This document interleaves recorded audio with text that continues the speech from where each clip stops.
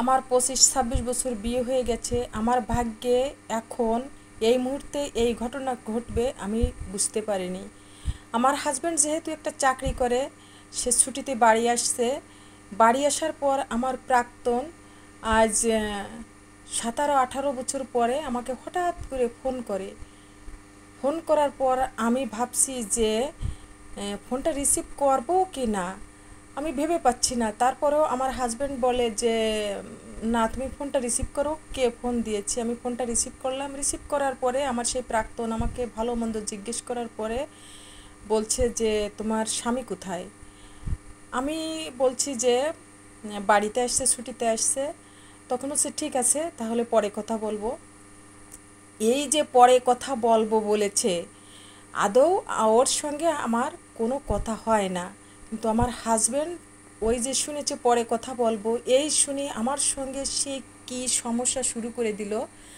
সত্যি আমি কি বলবো, আমি এখন কি করব কি না করব কিছু ভেবে পাচ্ছি না। আমি ভীষণ কষ্টে আছি, ভীষণ কষ্টে আছি। আমি তাকেও কিছু বলতে পারছি না, আর আমার স্বামীকে এত বোঝানোর চেষ্টা করছি, সে বুঝতে পারছে না। আমার একটা ছেলে আছে, একটা মেয়ে আছে। আমার দিনগুলো খুব কষ্টে যাচ্ছে। আমার হাজব্যান্ড আমার সঙ্গে কথা বলছে না, আমাকে ভুল বুঝে বসে আছে। আমি তার হাতে ধরেছি, পায়ে ধরেছি, কিন্তু আমি নাকি ক্ষমার যোগ্য না, আমাকে ক্ষমা করাই যায় না। তাই আমি আজকে ভীষণ দুঃখে কষ্টে আছি। আসলে কি বলবো, যে মানুষ যতই ভালোভাবে বাঁচতে চায় না কেন, তার ভাগ্য যদি খারাপ হয় তাহলে কোনোভাবে না কোনোভাবে সেই কষ্টটা তার ভোগ করাই লাগে। হয়তো আমার ভাগ্যে এরকম একটা দিন ছিল, খুব ভালো ছিলাম, আমার হাজব্যান্ড আমাকে খুব ভালোবাসতো, কিন্তু কোথা থেকে এক কালবৈশাখী ঝড় এসে আমার সব কিছু জীবনের উলটপালট করে দিল। আমার অনেক কষ্টের সংসার, সব কিছু সাজিয়ে গুজিয়ে আমি রেখেছি। জানি না এটা আমার ভাগ্যে আছে কি না ভোগ করার। আর আমার কি হবে আমি নিজেই জানি না।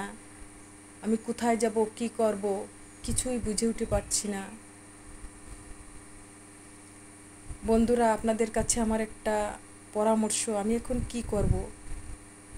সে যে হঠাৎ করে আমার কাছে এরকম ফোন করবে আমি তাও জানি না। তাই আজ আমি বড় অসহায়। আমার হাজব্যান্ডকে আমি বলেছি আমি তার সঙ্গে কথা বলি না, তুমি বিশ্বাস করো, কিন্তু সে বিশ্বাসই করতে চাচ্ছে না। হয়তো সে আমাকে একসময় ভালোবাসতো, আমিও ভালোবাসতাম, ওর সঙ্গে গল্পও করেছি একদিন, আপনারা হয়তো শুনেছেন সেই গল্পটা। অর্ণব নামে আমার জীবনে একটা ছেলে ছিল, কিন্তু এখন আমি খুব অসহায়, আমার করার কিচ্ছু নাই।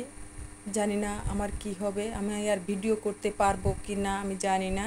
তো সবাই ভালো থাকবেন আর আমার জন্য আশীর্বাদ করবেন, আমার সব যেন ঠিক হয়ে যায়।